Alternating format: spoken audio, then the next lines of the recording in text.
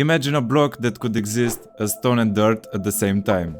Not quite sure what it wants to be, flickering between the two. But the moment you try to break it, even just look at it, it decides, transforming into one or the other. This is the core of one of the most powerful concepts in quantum computing, called superposition. But to understand this, how about we start with the basics? Classical computers like the one you're using right now rely on bits, binary zeros and ones, to process information. Think of it like a redstone lever. It's either on or off, representing a 1 or a 0. By combining these simple states, classical computers can perform complex operations, like streaming the video you are watching right now. Quantum computers, on the other hand, use qubits. These also represent ones and zeros, but can exist in a quantum superposition, meaning they can be both at the same time. Qubits are a lot like Schrödinger's cat, a thought experiment that perfectly captures the weirdness of quantum mechanics. Imagine a cat sealed inside a box with a mechanism that has a 50% chance of releasing poison and a 50% chance of doing nothing. The original experiment was a little more complex, but I think this is a perfect starting point. Until you open the box, the cat exists in a strange quantum state, both alive and dead at the same time. Only when you observe the system does the superposition collapse into one of the two outcomes.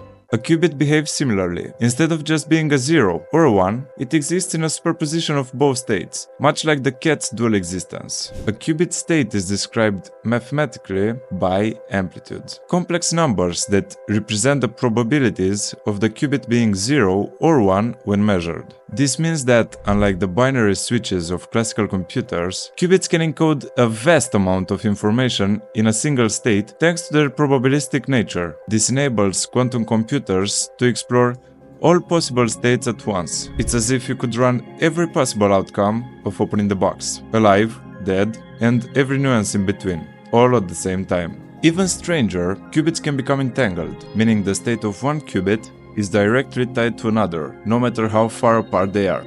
Luckily, we already have something similar in Minecraft. And which could the mystery quantum block be? I'll give you some time to think.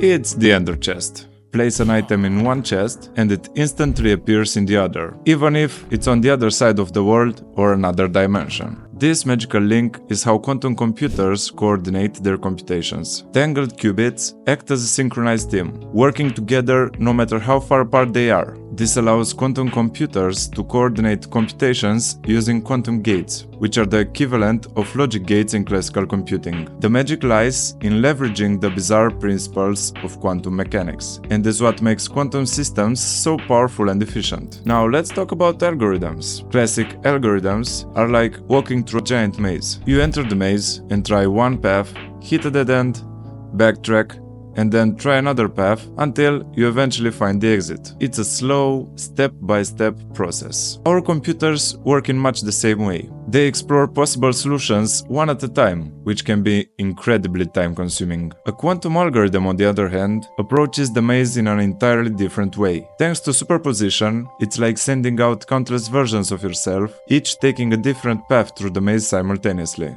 Instead of methodically testing each option, quantum computers can explore all possible solutions at once and home in on the best one with lightning speed.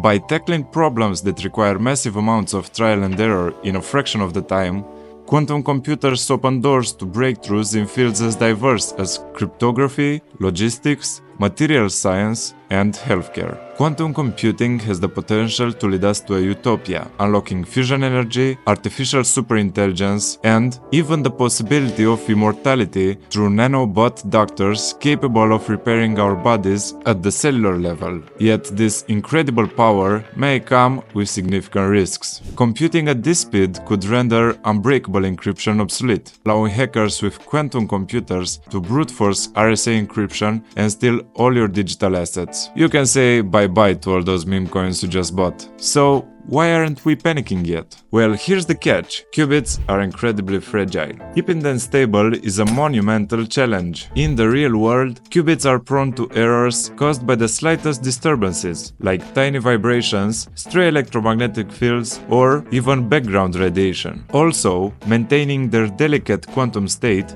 requires extreme measures, such as cooling them to temperatures close to absolute zero. This makes building a stable quantum computer incredibly challenging. So, don't expect a quantum gaming PC anytime soon.